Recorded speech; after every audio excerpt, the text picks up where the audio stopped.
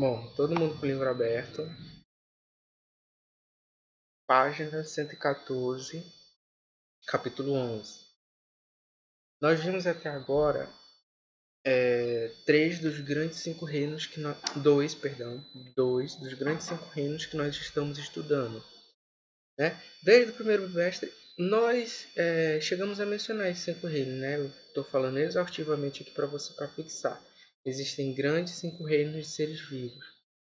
O primeiro foi o reino Monera, que nós já vimos, nós já estudamos o reino Monera, que é referente às bactérias. O segundo foi o reino protista, que compreende os protozoários e as algas uni- e pluricelulares, que já estudamos também.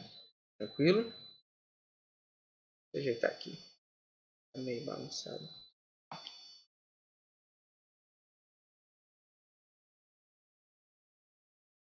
E o terceiro, né, dos grandes cinco reinos que nós estamos estudando é o fungo. O reino fungo ele é muito diverso, então eu preciso da atenção de vocês, porque ele está presente no nosso dia a dia, mas nós não conseguimos ver ou perceber. Porque eles são meio negligenciados, esse reino, assim como o reino protista que nós vimos. E eu preciso que vocês prestem muita atenção, tá bom? Capítulo 11, página 144. Além do livro, eu quero que vocês estejam com o caderno aberto, anotações, eu quero que vocês façam anotações de tudo que eu falo, além de tudo que está no slide, tranquilo? Anotações. Vamos lá. Vocês já ouviram falar dos insetos zumbis? Alguns insetos eles têm um comportamento determinado, né? Por exemplo, as formigas. O que a formiga faz? A formiga sai do formigueiro, sai do ninho dela, vai cortar uma folha, pega uma folha, segue uma trilha e vai para o ninho dela. Alguns insetos eles apresentam alguns comportamentos estranhos. Entre eles, sair fora desse padrão, né? Quando o indivíduo ele começa a apresentar esse comportamento estranho, tem alguma coisa estranha nele. E existem realmente, gente, esses insetos, os insetos zumbis. Há uma espécie de fungo, o tão temido fungo conhecido, né, pela ciência chamado Ophiocordyceps, que é um tipo de fungo que infecta insetos, mais especificamente formigas, infecta outros, mas na maioria formigas. Esse fungo, o Ophiocordyceps, ele entra dentro do corpo da formiga e começa a se alimentar da musculatura da formiga, além de outros componentes do seu corpo, né? Ele começa ali a se alimentar dessa formiga. Então, o que acontece? Ele invade o corpo dessa formiga e começa a entrar no sistema nervoso central da formiga. Ele entrando no sistema nervoso central da formiga, ele consegue controlar a formiga. Então, a formiga ela sai da sua rota normal e começa a vagar por aí. Ela sobe uma determinada superfície alta e o fungo ele comanda a sua musculatura e ele prende a formiga, ele prende a mandíbula da formiga, ou num galho ou numa folha, como a ilustração está mostrando aqui. Ele mata, obviamente, a formiga e ele começa a devorar a formiga de dentro para fora. Quando ele cresce o bastante, como a gente vai ver o crescimento de um fungo hoje, o comportamento dele, como ele é configurado, quando ele cresce o bastante dentro da formiga, ele produz uma estrutura que nós vamos ver hoje, que é a estrutura de frutificação, que vocês podem ver na imagem no GIF aí, ó. A estrutura de frutificação ela começa a crescer para produzir justamente os esporos. E através dos esporos, como nós vamos ver hoje, que o fungo ele propaga a sua espécie. É assim que o fungo ele propaga, através de seus esporos. Tranquilo? Então o Ophiocordyceps é um fungo que chega a dar, eu admito que chega a dar um pouquinho de medo, né? Pensa um fungo invadir teu corpo, invadir teu cérebro e começar a controlar e te tornar um zumbi. Olha aí, o zumbinismo não vem de vírus não, hein? Vem de fungo. Beleza? Os fungos, gente, eles são muito parecidos com plantas. Vocês já devem ter se confundindo muito, né? Ver um cogumelo acha que é uma planta. Porque eles parecem muito, né, com uma plantinha, vou admitir. E durante muito tempo os cientistas também pensaram isso. E eles classificavam e catalogavam os fungos como planta. Então eles consideravam os fungos como plantas, né, por ser muito parecidos. Mas com o avanço e com o conhecimento da estrutura desses indivíduos, nós vamos ver, através das suas características, que eles não têm nada a ver com planta. Eles não têm nada a ver com planta e não são plantas. Não estão nem próximos.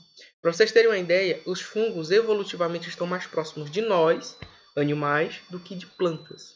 Eles não têm nada a ver com plantas. Tranquilo? Por uma série de características. Vamos estudar algumas aqui hoje. Tranquilo? Vocês já devem ter visto, né? Uma frutinha, um pão, um chocolate, alguma coisa assim, estragando, né? Criando o chamado bolor, o fungo, né? Ele emboloiou. Não sei nem se essa palavra existe.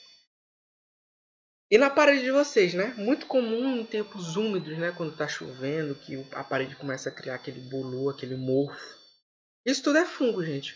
O fungo, ele cumpre diversos papéis, muito importantes, inclusive. Entre eles, o ecológico, o papel ecológico de ciclagem dos nutrientes. Vocês vão ver no ensino médio com uma riqueza maior de detalhes que a ciclagem de nutrientes ela é feita e ela precisa ser feita. E ela é feita justamente por micro-organismos, bactérias, mas na sua maioria fungo. Então o que o fungo faz? Ele decompõe a matéria morta, né? Obviamente, a matéria morta. Você não vê uma pessoa viva se decompondo por aí, né? Pelo menos eu espero que não. Ele decompõe a matéria morta para devolver de volta os nutrientes que estão no nosso corpo. Nosso corpo tem muito nutriente. Assim que morremos, esse nutriente ele precisa voltar para o ciclo da matéria. Então, o fungo ele decompõe a matéria morta para devolver o nutriente de volta. Então, ele devolve para o solo o nutriente que está no nosso corpo. Aí, assim, as plantas vão recolher esse nutriente e nós nos alimentamos das plantas e nos alimentamos dos animais que se alimentam das plantas, né? E assim é o ciclo da vida. Tranquilo? E eles são muito importantes por conta disso. Bom, vamos deixar de enrolação e vamos passar pelo que interessa, né? O que é um fungo? O que é que configura, qual é a característica que configura um indivíduo fungo, né? Bem, eles são organismos bastante diversos, como eu acabei de mencionar, então eles estão presentes em todos os ambientes, quase todos, né? Os polos árticos não, nem tanto, né? Tanto o polo norte quanto o polo sul. Mas eles estão em quase todos os ambientes e são tão presentes quanto as bactérias que nós estudamos, né? Em algumas aulas passadas. Então eles estão em diversos ambientes, cumprindo diversas funções. Uma delas é a ecológica, que eu falei para vocês. Ao longo da aula a gente vai ver outras, tranquilo? Eles são multi ou unicelulares, ou seja, eles são pluri ou unicelulares, assim como os protozoários que nós vimos na aula passada, né? Muito semelhante. Então aqui está o exemplo de um indivíduo unicelular. Isso aqui é uma microscopia eletrônica, uma imagem de microscopia eletrônica. O indivíduo unicelular, que aqui está representado por uma levedura, né? Um organismo muito conhecido por fazer a fermentação de alguns alimentos que nós consumimos, né? Entre eles cerveja, o vinho, o queijo, o iogurte, tranquilo? Que está representado por essa levedura. Nós temos indivíduos pluricelulares ou multicelulares, né? Representados aqui pelo champignon. Quem não gosta de champignon, né? Uma delícia champignon. Que é o famigerado cogumelo. E temos aqui a fundo, né? Um fungo pluricelular em microscopia óptica, em microscopia de luz. E aqui a gente pode ver algumas estruturas do fungo que nós vamos ver mais à frente. Mas eu quero que vocês se atentem a esses filamentos aqui, ó. Esses filamentos são conhecidos como hifas. E as hifas que compõem justamente o corpo do fungo, tranquilo? Esses filamentos aqui, ó, existem vários. A gente vai ver isso mais a fundo. Eles são eucariontes, ou seja, no interior das suas células tem um núcleo, assim como a nossa. Por isso eles são eucariontes, diferente das bactérias que são procariontes, ou seja, elas não têm núcleo. São heterotróficos exclusivamente, nenhum fungo produz seu próprio alimento, nenhum fungo é autotrófico. Então são todos heterotróficos, assim como a gente, e eles precisam se alimentar de alguma forma. Então os bolores, os mofos, os fermentos, as leveduras, as orelhas de pau, que são aquelas massas que se formam nos troncos das árvores, geralmente troncos podres, né? E muitas das vezes no inverno. As trufas, os cogumelos de chapéu, chamados champignon, todos eles são fungos.